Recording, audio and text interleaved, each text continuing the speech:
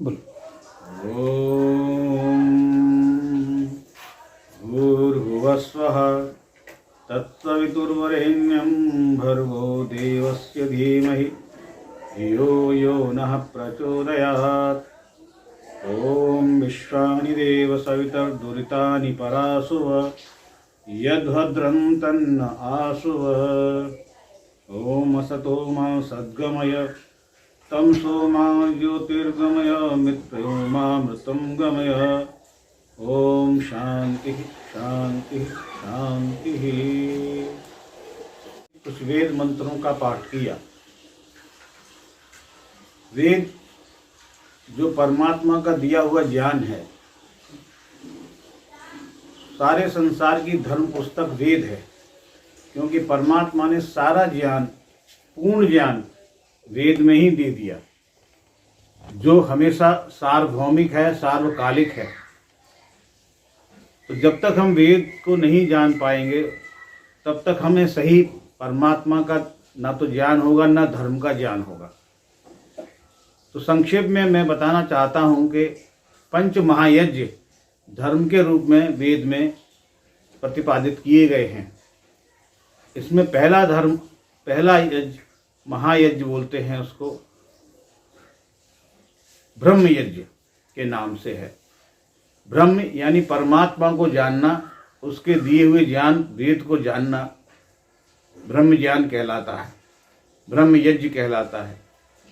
तो जिस परमात्मा ने हमको ये शरीर दिया, हमारे लिए, सारे संसार में सभी जीव जंतुओं के लिए, सारे प्राणियों के लिए, मनुष्यों के लिए सारी व्यवस्थाएं की हैं, और उसको न जानना ये कृतघ्नता होती है।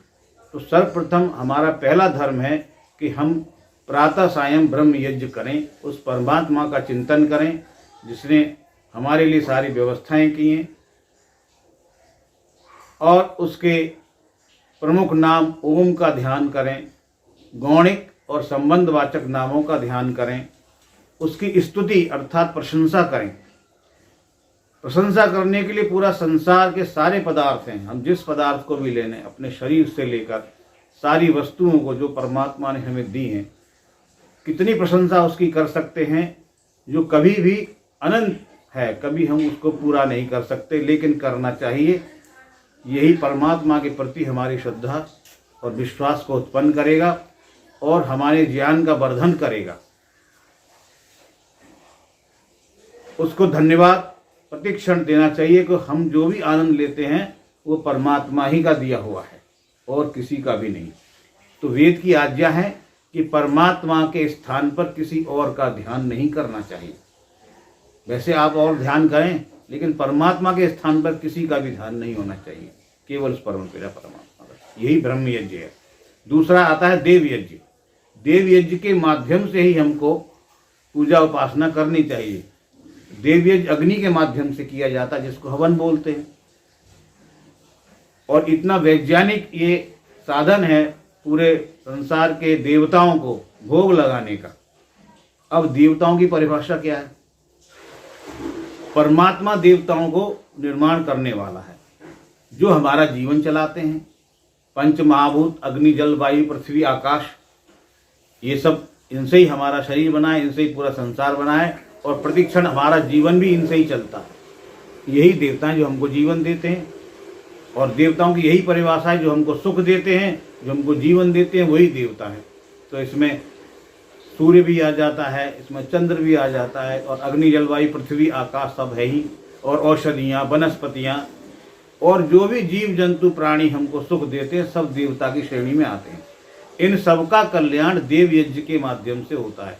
देवताओं को भोग लगाने का, उनको शुद्ध करने का, उनको पुष्ट करने का एकमात्र साधन है देव यज्ञ। अग्निर्वै देवानां मुखम, यज्ञ की अग्नि को देवों का मुख कहा, और उसके माध्यम से जो भी पदार्थ हम उसमें डालते हैं, जड़ी बूटियाँ, मिष्ठान, घृत, मेवा, हजारों गुना होकर ये सारे संसार के पंच तत्वों को, सबको शुद्ध और पुष्ट करते हैं। इसके अभाव में ही हमारा वातावरण अशुद्ध हो गया, हमारी खेतियाँ अपवित्र हो गई, हमारे भोजन दूषित हो गए। यदि घर घर में यज्ञ होने लगे तो ये सब समाप्त हो जाएगा। हम प्रदूषण मुक्त हो जाएंगे, बीमारियों से मुक्त आएंगे, लंबी आयु प्राप्त करेंगे।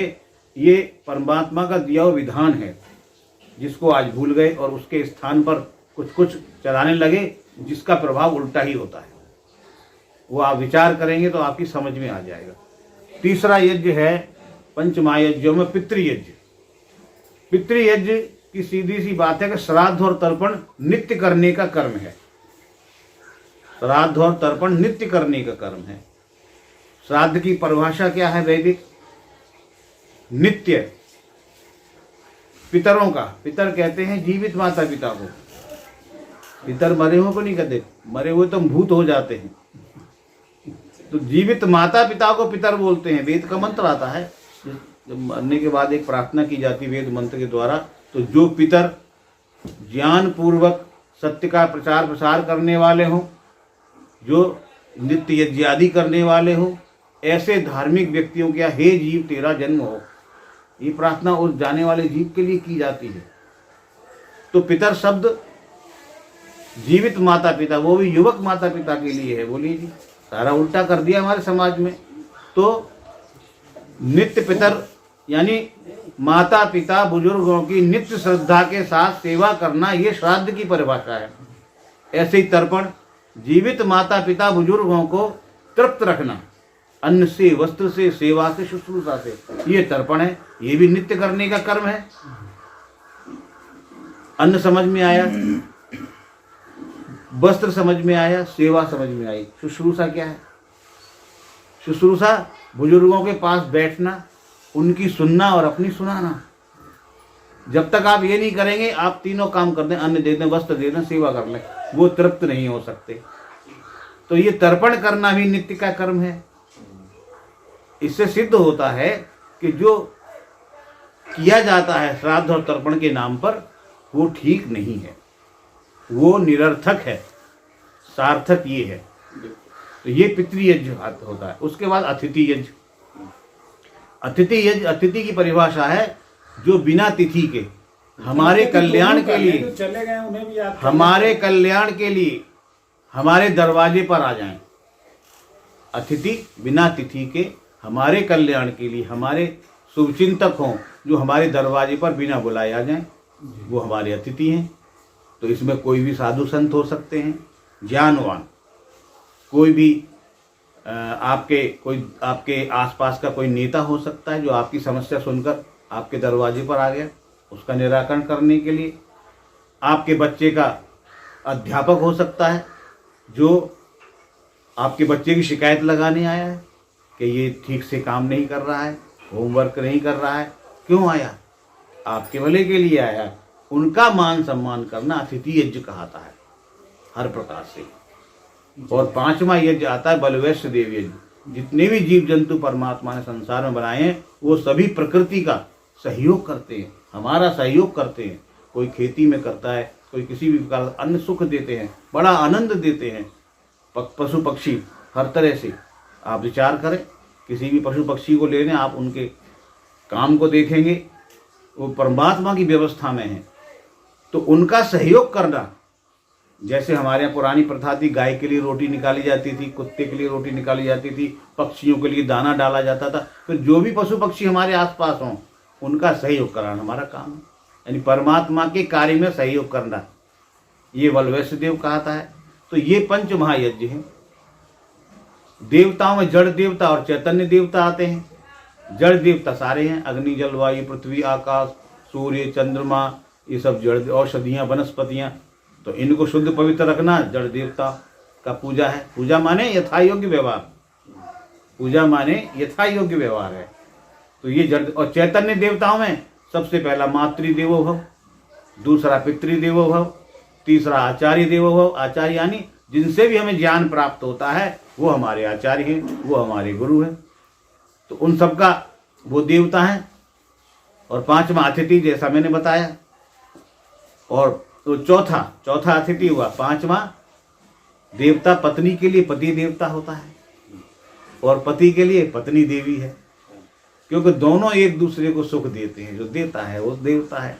तो ये पंचायतन पूजा है हमारी वैदिक। जी। तो ये सब वेदों का मैंने संक्षेप में आपको बताया सार। और तीर्थ कहते हैं शुभ कर्मों को, जहाँ शुभ कर्म होते हैं वो तीर्थ स्थान होता है, और जहाँ इसके विपरीत होते हैं वो तीर्थ नहीं हो सकता। तो कोई स्थान विशेष तीर्थ नहीं होता है। अब शुभ कर्म कर रहे हैं तो हम तीर्थ कर रहे हैं। तो ये मैंने इसलिए बताया कि आज धर्म का स्वरूप और परमात्मा के स्वरूप को लोग भूल गए हैं। लेकिन परमात्मा तो दयालु है, आप किसी रूप में उसको पूजें, वो जानता है तो मेरे तरफ ही आ रहा है।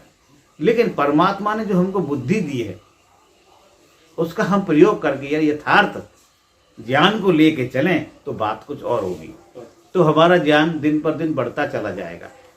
तो हम जो है वेदों की तरफ जाएं और निश्चित रूप से उस परमात्मा का ध्यान करें। उसी ने सारा संसार बनाया, सारी व्यवस्थाएं की हैं। बस इतना ही मैं आज बताना चाहूँगा आपको, बाकी फिर कभी। धन्यवाद।